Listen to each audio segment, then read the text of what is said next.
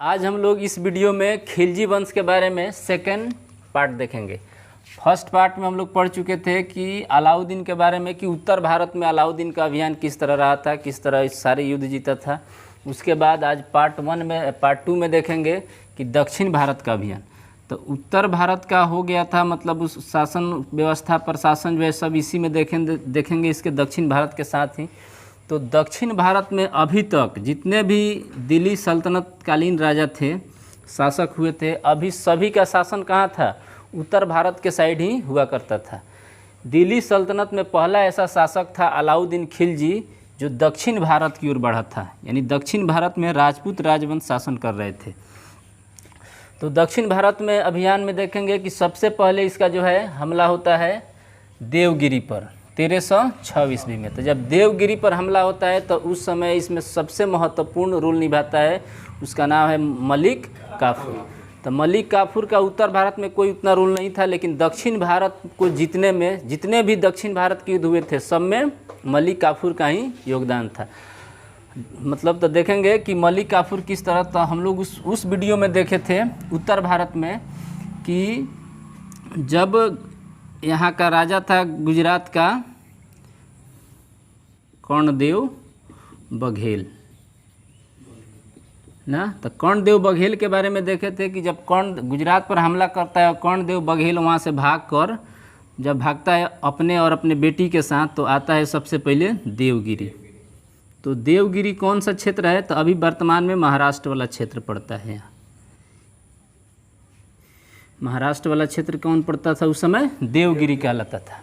तो वहाँ पर भागकर कर्णदेव बघेल आया था। तो देवगिरी पर हमला करने के पीछे कारण था कि कर्णदेव बघेल को शरण देना। यहाँ का राजा जो थे देवगिरी के शासक थे रामचंद्र देव हुआ करते। तो रामचंद्र देव को पहले भी अलाउद्दीन खिलजी 1194 ईस्वी में हरा चुका था। 1194 में इसको हरा चुका था।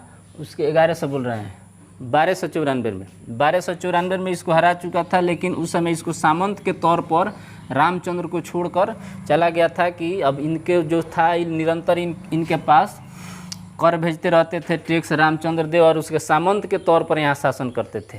लेकिन कर्णदेव बघेल जब भाग कर आए तो रामचंद्र ने अपने यहाँ यानी देवगिरी में इनको शरण दे दी। तो पहला कारण था हमला करने का कि अपने दुश्मन को, मतलब अलाउद्दीन के दुश्मन कर्णदेव को इन्होंने शरण दी थी। अब शरण देने के पीछे कारण था कि कर्णदेव बघेल की एक बेटी थी, उनका नाम था देवल देवी। तो देवल देवी जो थी उनसे प्रेम करता था किसका? रामचंद्र का लड़का, रामचंद्र देव का लड़का प्रेम करता था। इसीलिए इसी कारण से कर्णदेव बघेल को देवगिरी में शासन मिला था ज़बरदस्ती। जब इसके पिताजी के विरोध करने के बाद भी उसका पुत्र जो था रामचंद्र देव को कर्णदेव बघेल को यहाँ शरण दे दिया। अब कर्णदेव बघेल की पत्नी थी कमला देवी। तो कमला देवी जो थी, तो कमला देवी किसकी अब रानी बन चुकी थी? अलाउद्दीन खिलजी के। पहले वीडियो में देखे थे कि अलाउद्दीन खिलजी जो था उसको हमला करके कमला देवी को लेकर चला गया, उससे शादी कर लिया और मलिका जहाँ की उपाधि से उसको नवाजा था।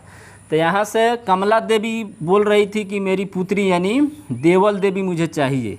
तो देवल देवी के मांग के चलते अलाउद्दीन परेशान हो गया था, तो इसलिए यहाँ पर हमला करना जरूरी हो गया था। यहाँ एक क्या नाम है इसका? अलाउद्दीन खिलजी का एक पुत्र था जिसका नाम था खिज्र खां। तो खिज्र खां से शादी करने के लिए देवल देवी को यहाँ पर लाना था। अब इन दो कारण से यहाँ पर क्या हुआ? हमला हुआ। जब हमला हुआ देवगिरी में, तो रामचंद्र देव तो सरेंडर कर दिए, लेकिन इनका पुत्र कर्णदेव बघेल को हरा कर और देवल देवी को दिल्ली भेज दिया गया। मलिक काफूर कहाँ भेज दिया? दिल्ली भेज दिया, जहाँ अलाउद्दीन खिलजी के लड़का खिज्र खां से उनकी देवल देवी की शादी करा दी गई। कर्णदेव बघेल और इसके पुत्र को मार दिया गया। अब रामचंद्र जो थे, रामचंद्र को फिर वापस जो था यहाँ का शासन दे दिया गया सामंत के तौर पर कि लीजिए शासन कीजिए, और काफ़ी सोना चांदी इनको दिया गया, क्योंकि सामंत थे, ये बात मानते थे। अब इस युद्ध के बाद यानी देवगिरी जीत लिया कौन? मलिक काफूर। यानी मलिक काफूर का पहला अभियान जो था, अब हम लोग देख रहे हैं दक्षिण भारत में कि इसको जीत चुका है। किसको? देवगिरी को। अब दूसरा अभियान इसका होता है काकतीय वंश।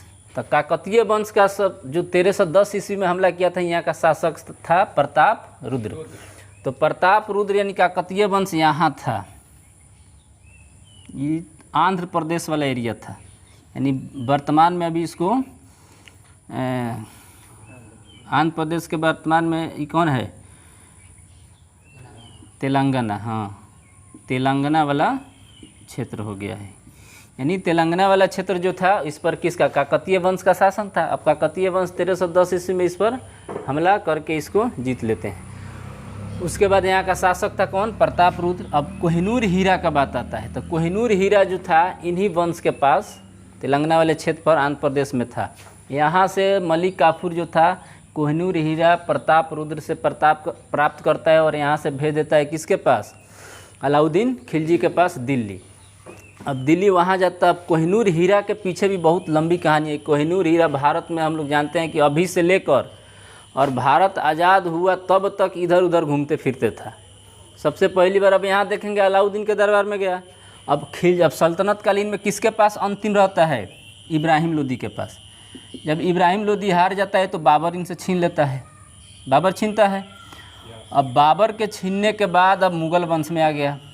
अब मुग़ल वंश में बाबर जो था उसके पास रहने लगा। अब उसके बाद अंतिम शाहजहाँ के बारे में हम लोग जानते हैं कि जब शाहजहाँ मयूर सिंहासन बनाए थे तो उसमें कोहिनूर हीरा लगाए थे। तो शाहजहाँ के मरने के बाद इन सब एक और आते हैं, एक मोहम्मद शाह। मोहम्मद शाह जब राजा बनते हैं, मतलब औरंगजेब आते हैं, उसके बाद मोहम्मद शाह जब राजा बनते हैं तो मोहम्मद शाह के बेरा एक ईरान का एथी था शासक नादिर शाह। तो नादिर शाह हमला करके लेकर चल जाता है, कौन चीज़, हीरा लेकर कोहिनूर हीरा वापस जाता है। वहाँ पर हमला करके राजा रंजीत सिंह जो पंजाब के होते हैं, हमला करके नादिर शाह से फिर कोहिनूर हीरा वापस ले लेते हैं। उसके बाद वहाँ से जब ई मर जाते हैं, क्या नाम है, प्रताप रुद्र, तो उनकी बेटा और पत्नी जो होते हैं तो अंग्रेज़ क्या करते हैं कि उनसे सलाह मशवरा करके राय से 1857 की क्रांति की बात है, तो उसमें जब मर जाते हैं तब उसके बाद उनके पति और बेटा से पेंशन देकर 5 लाख रुपये के पेंशन देकर और हीरा प्राप्त करके और कहाँ भेज दिया जाता है, इंग्लैंड बर्मिंघम पैलेस में, यानी महारानी के पास। तो अभी जो है इंग्लैंड में ही वर्तमान में एलिजाबेथ द्वितीय के पास कोहिनूर हीरा ना। तो ये मोहम्मद शाह नादिर शाह यहाँ तक हो गया। उसके बाद देखेंगे कि प्रशासनिक व्यवस्था इसकी, मतलब नहीं सॉरी, अभी द्वार समुद्र पर हमला होगा। मैंने प्रताप से हीरा कोहिनूर हीरा प्राप्त कर लेते हैं। उसके बाद द्वार समुद्र में होयसल वंश था। तो होयसल वंश के शासक थे बलाल देव, यानी बल्ला देव इसका नाम था। जब युद्ध में हार गए थे तो 10 लाख टंका इनको दिया, मतलब अलाउद्दीन खिलजी बल्ला देव को 10 लाख टंका दिया और कहा कि अब उससे मित्रता कर लिया। बोले कि ये काम कीजिए, हम आपको शासन जो है वापस लौटा देंगे। यहाँ पर था ये शासन, यानी कर्नाटक वाला क्षेत्र हो गया, यहाँ पर हम आपको शासन लौटा देंगे, लेकिन इसके बदले में आपको दक्षिण भारत के अभियान में हमारी सहायता करनी होगी। अब यहाँ से मदुरई, यानी पहले इसको मदुरा भी बोला जाता था, मदुरई में पांडव वंश था। मदुरई मतलब तमिलनाडु, यानी तमिलनाडु एरिया अब अंतिम दक्षिण भारत का क्षेत्र बच गया था। तो मदुरई यानी मदुरा में के अभियान में सहायता किए थे कौन, बल्ला देव। किसको हराने में, तो पीर पांडे और सुंदर पांडे। यहाँ पर 2 भाई शासन करते थे, पीर पांडे और सुंदर पांडे, सॉरी वीर पांडे। तो इनके पिता जो थे शेखर पांडे, तो शेखर पांडे के मृत्यु के बाद इन दोनों भाइयों में सत्ता प्राप्ति के लिए संघर्ष हो रहा था, यानी सत्ता संघर्ष हो ही रहा था। तब तक मलिक काफूर हमला कर दिया और दोनों भाइयों को हराकर यहाँ पर शासन हो गया पूरा। अब देखेंगे कि उत्तर भारत से लेकर पूरा दक्षिण भारत तक कौन फैल गया, खिलजी वंश। इसीलिए इतिहास में होता है कि सबसे पहले दक्षिण भारत को अपने कब्जा में लेने वाला, मतलब अधिकार करने वाला वंश था खिलजी वंश, जिसमें अलाउद्दीन खिलजी का शासन था। उसमें सबसे ज़्यादा अभियान, मतलब महत्वपूर्ण अभियान था मलिक काफूर का। अब एग्ज़ाम के व्यू से देखेंगे शासन व्यवस्था। इसकी शासन व्यवस्था जो थी, इससे काफ़ी ज़्यादा क्वेश्चन पूछा जाता है, चाहे बीपीएससी का पीटी हो, मेंस हो। इसमें से मेंस में से काफ़ी क्वेश्चन, अभी 64 बीपीएससी में आया था अलाउद्दीन खिलजी के शासन व्यवस्था के बारे में लिखने के लिए। तो शासन व्यवस्था समझेंगे इसका। तो सबसे पहले देखेंगे कि प्रशासनिक व्यवस्था। प्रशासनिक व्यवस्था पर था योग्यता पर बल, योग्यता पर बल का मतलब हुआ कि अलाउद्दीन खिलजी जो था वो व्यक्तियों के योग्यता को वैल्यू देता था। मतलब किसी प्रकार से मूर्ख व्यक्ति को पकड़ के लाए, बोल दिए कि फलाना है, चिलाना है, इतना जीते हैं, तो उससे कोई मतलब नहीं था। उनके पास जो था योग्यता पर ज़्यादा ये बल देते थे। अलाउद्दीन खिलजी जो थे सबसे ज़्यादा योग्य यानी विद्वान आदमी पर बल दिया करते थे। उसके बाद गुप्तचर अधिकारी, इन्होंने अपने शासन व्यवस्था में गुप्तचर अधिकारी नियुक्त कर रखे थे, जो छोटी से छोटी बात का भी यानी गुप्त से गुप्त बात का भी पता लगा लेते थे। इनमें सबसे मुख्य अधिकारी का नाम होता था वरीद ए मुमालिक। वरीद ए मुमालिक इसके गुप्तचरों में सबसे मुख्य अधिकारी हुआ करते थे। और इनकी उपयोगिता यह थी कि अब जहाँ भी विद्रोह की संभावना दिखाई देती थी, गुप्तचर अलाउद्दीन के पास खबर पहुँचा देते थे और वहाँ से क्या करते थे कि जाके विद्रोह होने से पहले ही विद्रोह को दबा देते थे। मतलब इनके सफल होने के पीछे इस सारी कहानी हम लोग देख रहे हैं कि शासन व्यवस्था कितनी सुंदर थी। अब इसमें खराज देखेंगे। खराज मतलब होता है लगान। तो खराज की व्यवस्था थी कि अलाउद्दीन के समय अपने यहाँ 2 प्रकार के कर लगाए थे। एक कर का नाम था घरई या एक का नाम था चरई। तो घरई जो था वह घर पर लगाया जाता था, यानी होम टैक्स पहली बार वसूलने वाला शासक था अलाउद्दीन खिलजी। तो घरई तथा चरई जो था वो दुधारू पशुओं पर लगाया जाता था।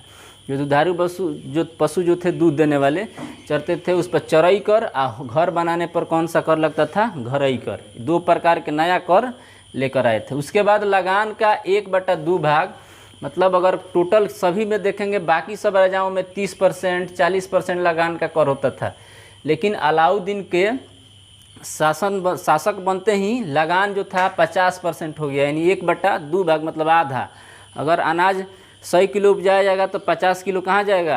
राजा के अलाउद्दीन के पास, यानी आधा ले लेता था। पीछे कारण भी था लेने के कि इसकी सेना जो थी, इतना विशाल सेना, तब दक्षिण भारत को उत्तर भारत को सबको जीतना था। इतना राजपूत राजाओं को हराने के लिए पूरे विशाल सेना की आवश्यकता थी।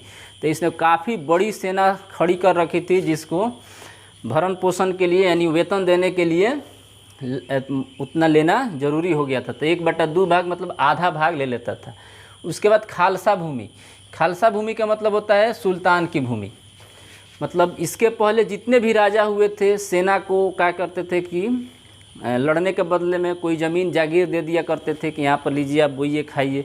इसके सुल्तान बनते ही जितने लोगों को ज़मीन दिया गया था, सारे ज़मीन वापस ले लिया और सुल्तान मतलब खालसा भूमि में बदल दिया। खालसा भूमि मतलब कि अब सुल्तान की भूमि हो गई और उसमें से लोगों को उतना कर लेता था। अब सैन्य व्यवस्था, इसकी सैन्य व्यवस्था देखेंगे तब दिल्ली सल्तनत का पहला ऐसा शासक था जो सैनिकों को नगद पैसा देने की प्रथा चालू की, नगद वेतन। इसके पहले कहीं भी व्यवस्था में नगद वेतन नहीं दी जाती थी। इसके सैन्य व्यवस्था में पहली बार ऐसा हुआ कि नगद व्यवस्था मतलब सैनिकों को देने की व्यवस्था की गई। अब एक और काम हुआ था कि सैनिकों की हुलिया लिखने की, यानी सैनिकों को हुलिया लिखने और घोड़ा दागने की प्रथा अलाउद्दीन के समय में चालू हुई थी। अब सैनिकों की हुलिया लिखना का मतलब हुआ कि आज यहाँ पर सैनिक है और कौन सेना में है कौन नहीं है, इसके पहले किसी के पास रिकॉर्ड नहीं होता था। या पहला ऐसा शासक था जो रिकॉर्ड रखने लगा। सैनिकों को हुलिया का मतलब हुआ कि कोई सेना आया तो उसकी हाइट मापता था, कलर लिखता था कि गोरा है कि काला है, सीना नापता था कितना सीना है, सब कुछ नाप हाइट वेट करके उसको रखता था। अब उस सेना का अगर बोले कि मैं फलाना हूँ तो फिर से उसकी हाइट, सीना, सब कलर देखा जाएगा। कोई चिन्ह देखा जाता था स्पेशल कि चिन्ह है कि नहीं, तब उससे वेरीफाई होता था कि हाँ यह सेना में भर्ती था और है। तो सैनिकों की हुलिया लिखने की प्रथा। उसके बाद घोड़ा दागने का अर्थ हुआ कि इसके काल में क्या हुआ था कि लोग बाकी सब काल में जब जैसे होता था कि घोड़ा लोग रखते थे और वो लोग जो राजा होते थे एक आदमी को घोड़ा दे दिए सेना को कि आप रखिए, उसको खिलाइए पिलाइए। अब 10 दिन के बाद आकर बोलता था कि घोड़ा मर गया। अब घोड़ा मर गया तो अगर संजोग से एक घोड़ा मर भी गया तो उसी घोड़ा पर 4 आदमी देखा कर ले लेते थे कि घोड़ा मर गया, और घोड़ा जिंदा रहता था कहीं और बेच देते थे। तो इन सारी व्यवस्थाओं के यानी कालाबाजारी को बंद करने के लिए घोड़ा दागने की प्रथा चालू कर दी। घोड़ा दागने का मतलब होता था कि एक मोहर होता था, मोहर पर नंबर कुछ लिखा होता था, उसको गर्म करके घोड़े पर दाग दिया जाता था। अब दागने के बाद होता था कि जितना वहाँ के बाल हो गया सब कुछ जर जाएगा, और उसका चिन्ह जो था, प्रतीक चिन्ह उस पर छप जाता था। अब 15 नंबर का घोड़ा मरा है तो फिर कोई दूसरा आदमी दिखाएगा नहीं ना ला के कि मेरा भी घोड़ा मर गया, तब पकड़ाइए जाएगा कि 15 नंबर वो लाया था, 15 नंबर का घोड़ा ये भी लेकर आ गया। तो इस तरह से घोड़ों की कालाबाजारी रोकने के लिए घोड़ों की दागने की प्रथा स्टार्ट कर दी कि इस तरह से घोड़ा पहचान में आ जाएगा कि वही है कि दूसरा है। उसके बाद इसके यहाँ जो अनुभवी सेना नायक होते थे उसको कोतवाल कहा जाता था। हाँ, कोतवाल यानी जो अनुभवी सेना नायक होते थे उनको कोतवाल इसमें नाम दिया गया था। उसके बाद 10 सैनिकों की अलग अलग समूह था, तो 10-10 हज़ार के जो समूह हुआ करते थे इसके काल में नाम था तुमन। अब देखेंगे इसकी बाजार व्यवस्था। तो अलाउद्दीन के बाजार व्यवस्था जो था इसमें देखेंगे कि सबसे पहले वेतन में सैनिकों का वेतन ज़्यादा नहीं देता था, वेतन कम कर दिया था और बाज़ार को नियंत्रित कर दिया था। बाज़ार नियंत्रण का मतलब होता है कि बाज़ार में सामान का दाम जो है घटा दिया था और सामान इसके पीछे सोच था कि सैनिकों का ज़्यादा वेतन देने से अच्छा है कि बाज़ार में दाम को क्या कर दिया जाए, घटा दिया जाए। जो सामान उसको 20 रुपये मिलता था वह 10 रुपये मिल जाए तो ज़्यादा वेतन की मांग नहीं करेंगे। इससे सैनिक भी खुश रहते थे कि सामान कम दाम में मिल जा रहा है और नगद वेतन मिल रहा है। इसकी बाज़ार नियंत्रण प्रणाली बहुत अच्छी एक व्यवस्था थी। उसके बाद था इसमें कि इन्होंने प्रत्येक वस्तुओं का अलग अलग बाज़ार निर्धारित कर रखा था। सब लोग एक सामान में नहीं बेचते थे। अगर सब्जी मंडी अलग था, कपड़ा का व्यवसाय अलग होता था, ऊँट अलग बेचे जाते थे, दासों का व्यापार अलग होता, सब के लिए अलग अलग व्यवस्था रखकर मंडियाँ मतलब तय कर रखी थी कि इधर इस तरह का और इधर इस तरह का बाज़ार लगेगा। उसके बाद था कि पंजीकरण। बाज़ार में जो था कोई नहीं जा सकता था व्यापार करने बिना रजिस्ट्रेशन कराए। यानी एक इसके दफ्तर का नाम था सहना ए मंडी। तो सहना ए मंडी में जाकर जिसको भी व्यापार करना होता था पहले जाकर वहाँ के दफ्तर में वहाँ के अधिकारी से रजिस्ट्रेशन कराना होता था, उसके बाद ही जाकर मंडी में वो सामान बेच सकता था या किसानों से गल्ला खरीद सकता था। किसमें? सहना ए मंडी में। उसके बाद कालाबाजारी को रोकने के लिए अलाउद्दीन खिलजी ने कठोर सज़ा की भी व्यवस्था कर रखी थी। सट्टेबाजी, चोरी, कानून व्यवस्था भंग करने वाले को कठोर सज़ा देता था। जैसे बाज़ार नियंत्रण प्रणाली में हम लोग देखते हैं कि अगर कोई बाज़ार में कम सामान तौलता था तो मतलब सामान के बराबर जितना कम तौला था उतना उसके शरीर से मांस काट लेता था, मतलब मांस काट कर उस सामान के बराबर पूजा जाता था। इतनी कठोर नीति थी अलाउद्दीन खिलजी के मैंने बाज़ार में कि अगर कोई व्यापारी सामान कम तौल दिया तो उसके शरीर से उतना मांस काट के उस सामान के बराबर पूजा जाता। कभी कभी अलाउद्दीन खिलजी भी सादे ड्रेस में मतलब बिना सुल्तान के सादे ड्रेस में जाकर भी बाज़ार में वस्तु खरीदता था अपने से जांचने के लिए कि कोई सामान महंगा बेच रहा है या कम तौल रहा है, या छोटे छोटे बच्चों को भी भेजता था बाज़ार में कि जाकर कि छोटे बच्चे देकर कोई ठग रहा है या नहीं। तो उसकी बाज़ार नियंत्रण प्रणाली सज़ा के डर से कोई भी ऐसा नहीं करता था, भले सामान बेसी हो जाए लेकिन कम नहीं होता था। अब स्थापत्य कला देखेंगे, इसके समय में कौन कौन चीज़ की स्थापना हुई थी। तो सबसे पहले अलाई दरवाज़ा। तो अलाई दरवाज़ा की स्थापना कुव्वतुल मस्जिद के सामने, कुव्वतुल मस्जिद जो है उसके गेट के सामने बनवाया गया है। कुव्वतुल मस्जिद इल्तुतमिश के समय बना था, उसके सामने अलाई दरवाज़ा का निर्माण करवाया। उसके बाद जमात खां मस्जिद एक है, तो जमात खां मस्जिद का भी निर्माण अलाउद्दीन ने कराया था। उसके बाद सीरी का किला जो था उसकी स्थापना मेहरौली जो दिल्ली में है वहाँ पर कराया है, सीरी का किला। उसके बाद हौज खास। अब सीरी का किला जो था 21 लिए बनवाया था क्योंकि बार बार जो था दिल्ली पर मंगोलों का आक्रमण होता था। हम लोग जानते थे गुजरात विवाद के बाद मंगोल और तुर्की अधिकारियों में सैनिकों में झगड़ा हो गया था, तो बार बार मंगोल आक्रमण कर रहे थे। तो मंगोल आक्रमण को रोकने के लिए एक सीरी का किला बनवा रखा था कि मंगोल आक्रमण ना करे, उससे बचने के लिए। तो सीरी का किला मतलब राजधानी को सुरक्षित रखने के लिए बनवाया गया था। वहीं पर एक हौज खास बनवाया गया था। हौज खास क्या था? तो पानी का टंकी था, पानी की टंकी है। यहाँ के लोगों को यानी मेहरौली या सीरी किले के पास के लोगों को पानी पीने के लिए हौज खास यानी पानी की टंकी बनवाया गया था। उसके बाद 1000 खंबा महल भी हजार खंबा महल का भी निर्माण वहाँ कराया गया था, यानी हजार खंबा महल जाके देखेंगे तो भी यहाँ अभी भी है। इसके दरबार में दरबारी विद्वान जो थे अमीर खुसरो रहा करते थे, सबसे इम्पोर्टेंट थे अमीर खुसरो। अमीर खुसरो एक ऐसा राजा थे जो अपने शासनकाल में 8 राजाओं को देखे थे, 8 राजाओं का शासनकाल देख चुके थे। चूँकि इसके काल में से तुगलक वंश में भी जाएंगे तो तुगलक वंश में भी अमीर खुसरो रहेंगे। तो भारत में इनको तूतीय हिंद यानी भारत का तोता के नाम से भी जाना जाता था। सितार और तबला बजाने की कला जो थी, सितार और तबला अमीर खुसरो ने ही खोजी थी। सितार और तबला यानी का जनक किसको कहा जाता है, तो सितार और तबला का जनक अमीर खुसरो के कहा जाता है, जो थी इसने अमीर खुसरो के दरबार में रहा करते थे, सॉरी अलाउद्दीन खिलजी के दरबार में रहा करते थे। अब देखेंगे कि हसन तूतीय हिंद हो गया, उसके बाद हसन देहलवी एक और राइटर रहा करते थे यानी कवि इनके दरबार में, जिसका नाम था हसन देहलवी।